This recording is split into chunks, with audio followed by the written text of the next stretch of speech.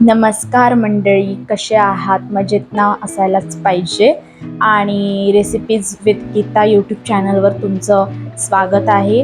आज आपण इथे भेळ बनवायला घेतलेली आहे, तर म्हटलं चला व्हिडिओ काढूया. आणि आता बरेच दिवस झाले पोस्ट पण नव्हतं केलं, तर तुम्ही बघू शकता आता मी कशी मस्त आपल्याला आता उन्हाळा लागलेला आहे, तर आता तुम्हाला माहीतच असेल की किती म्हणजे घरात बसून ना लहान पोरांना ना भूक वगैरे लागते. तर आपण इथे मुरमुरे घेतलेले आहे आणि टमॅटो, कांदा बारीक, त्यानंतर मी चटपटी आहे घरी होती, जे जे घरी अवेलेबल आहे ते सगळं, इथे फरसाण पण होतं आणि ते मी सगळं याच्यात टाकून घेते. त्यानंतर कोथिंबीर मी याच्यात टाकलेली आहे आणि थोडंसं तिखट आणि अशा बऱ्याचशा गोष्टी ॲड केलेल्या आहेत. त्याच्यानंतर फोडणीचं तेल होतं, ते सुद्धा मी याच्यात टाकलेलं आहे. तर बघू शकता तुम्ही, मी आता करते, तुम्ही पहा फक्त. आणि ही भेळ ना करून बघा, खूप छान लागते. तुम्ही करतच असाल, पण तरी ही जी पद्धत आहे ही पण एक खूप मस्त वाटेल भेळ बनवताना.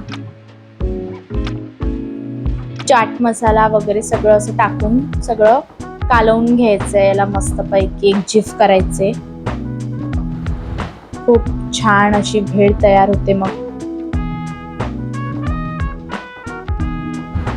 थोडं मला तिखट कमी वाटलं म्हणून मी अजून टाकते. आता चाट मसाला टाकते मी.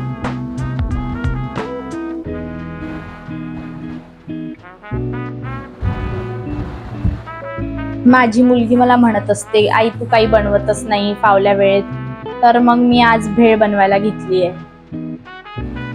खूप सुंदर चव झाली आहे याची. तर आता तुम्ही बघू शकता आपली भेळ झालेली आहे. आता मी ही डिश मध्ये काढते आहे. सर्व करून घेऊया आपण स्टीलच्या डिश मध्ये मस्तपैकी. आता मी माझ्या मुलीला खायला देते आहे. तुम्ही पण मस्तपैकी बनवा आणि सांगा ही पद्धत तुम्हाला भेळची कशी वाटली. मस्त शेव टाकून घेतलं, फरसाण टाकून घेतलं त्याच्यावरून एकदा. त्यानंतर ना दही टाकायचं. दहीमध्ये मी पिठी साखर मिक्स करून ठेवलेलं होतं आणि चांगलं फेटून घेतलेलं हे दही आहे.